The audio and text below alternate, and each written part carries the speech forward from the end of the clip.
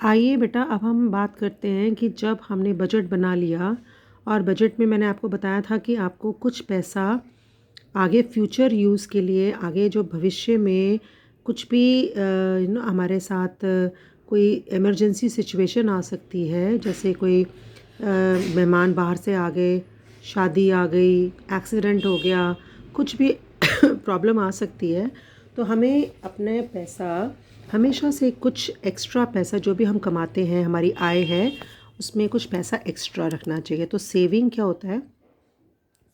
जो आपके papa mummy भाई बहन कमाते हैं वो आपकी आय हो गई, इनकम हो गई। उसमें से आपने खर्चे निकाल दिए, एक्सपेंडिचर निकाल दिए, तो बचा क्या? Saving. Income minus expenditure is equal to saving. ऐसे ही आपको हिंदी में भी बचत का क्या मतलब होता है?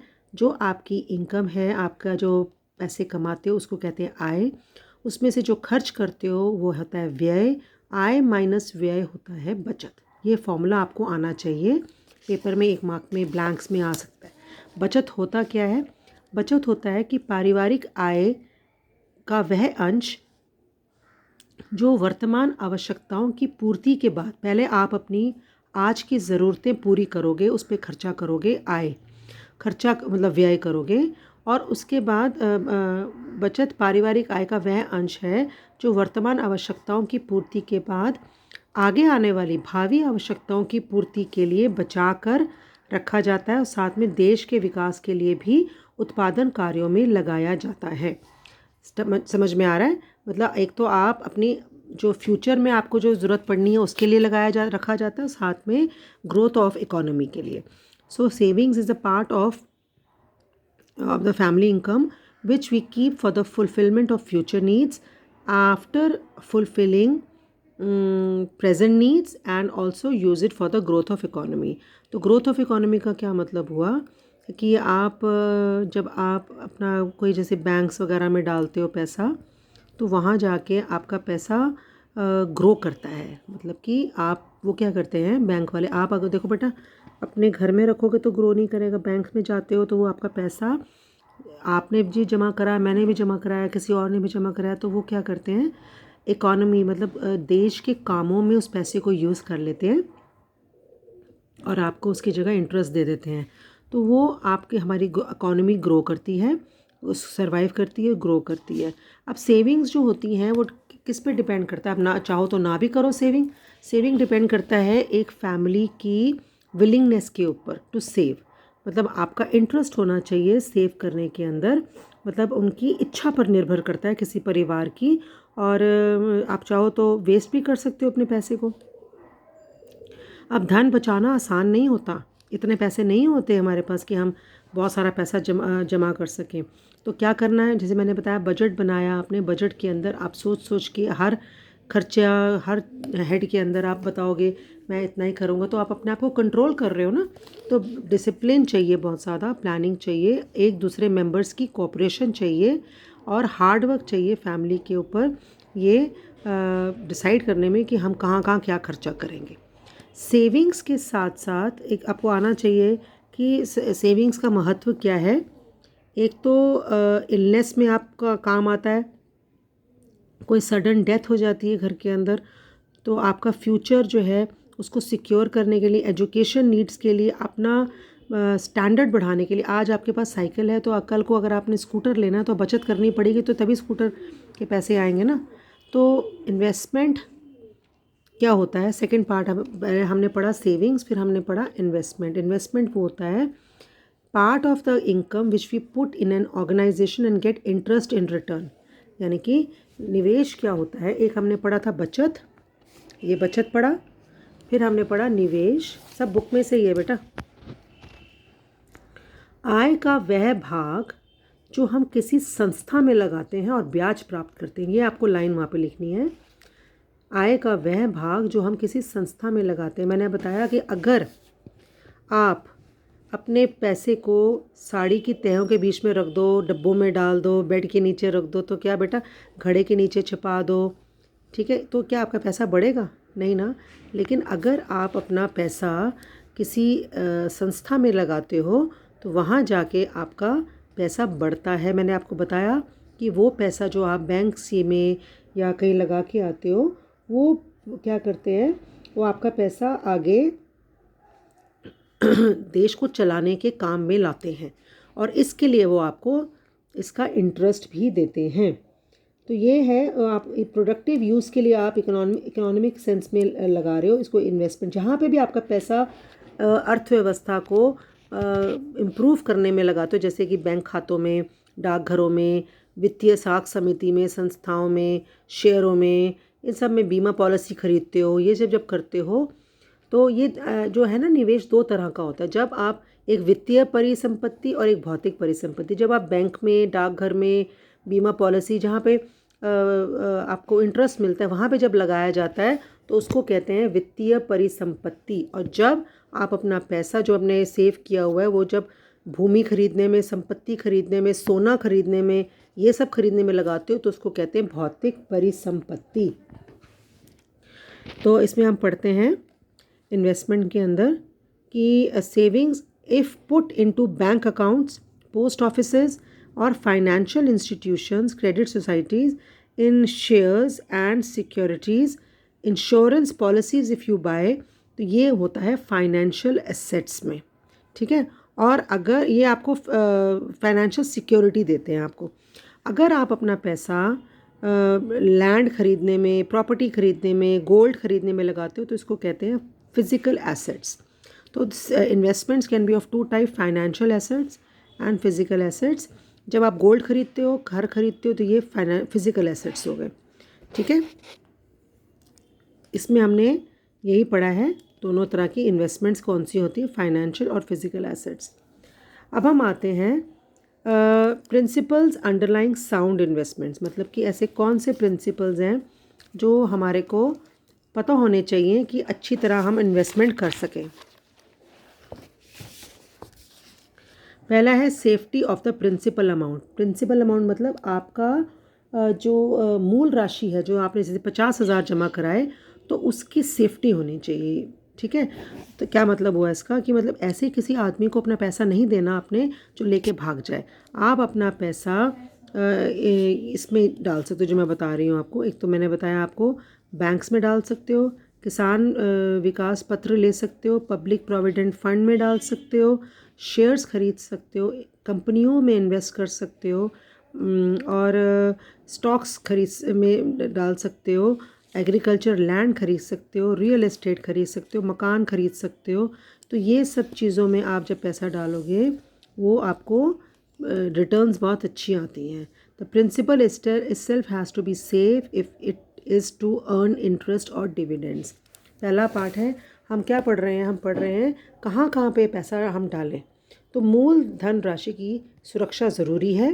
देखो बेटा 50,000 तो आपने बैंक में जमा करा दिया, उसका आप इंटरेस्ट खाओगे घर में बैठ के, तो 50,000 तो आपका जमा हो गया, वो तो आपको मिले। तो आपने ऐसी जगह पे करना है जहाँ पे आपका पैसा सेफ रहे।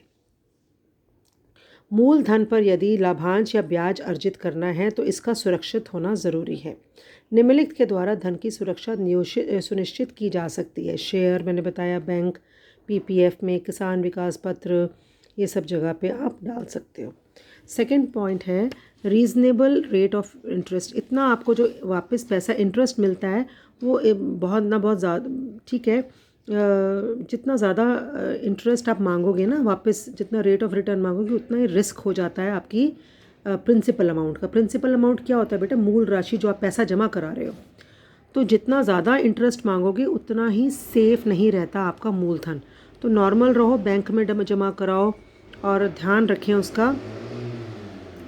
खासकर उन लोगों के लिए जो अपना जो खाना, घर का खाना चला रहे हैं वो इसी में चला रहे हैं, इन्वेस्टमेंट के थ्रू ही। ठीक है, कई लोग होते हैं जो नौकरी करते हैं और साथ में कुछ पैसा इन्वेस्टमेंट में लगाते हैं, लेकिन जो व्यक्ति सिर्फ इन्वेस्टमेंट लगा के, मतलब पैसा इन्हीं में लगा के ही अपने घर की रोटी चला रहे हैं, तो उनको तो बहुत ध्यान देना पड़ेगा कि किस आपका जो रेट ऑफ इंटरेस्ट है वो आपका बहुत ज़्यादा ना आप मांगो, क्योंकि आपके फिर मूलधन सुरक्षित नहीं रहता। अच्छा, उसके बाद नेक्स्ट पॉइंट पे हम आते हैं तरलता, लिक्विडिटी का मतलब क्या होता है। देखो ऐसा होता है it is the ability to convert the securities into cash without sacrificing value. जैसे कई बार आपको कोई इमरजेंसी सिचुएशन आ जाती है तो आपकी जो पैसा जमा कराया, अगर आप कई बार ऐसा होता है कि फ़िक्स करा देते हैं पैसा, तो अगर आप टाइम आने पर वो पैसा यूज़ ही ना कर पाओ, फ़िक्स हो गया, वो कुछ साल से पहले नहीं निकल सकता, तो फिर उसका क्या फ़ायदा होगा। तो लिक्विडिटी का मतलब होता है तरलता, यानी कि आपने जो भी जमा करवाया है सिक्योरिटीज़, उसको कैश में बदलवा सको विदाउट सेक्रीफाइसिंग वैल्यू। मतलब आपको टेंशन ना लेनी पड़े और आपका पैसा जो आपने जमा कराया था सिक्योरिटीज़ के रूप में, वो आपको जल्दी से जल्दी वो उसका पैसा आपको दे दें। ठीक है।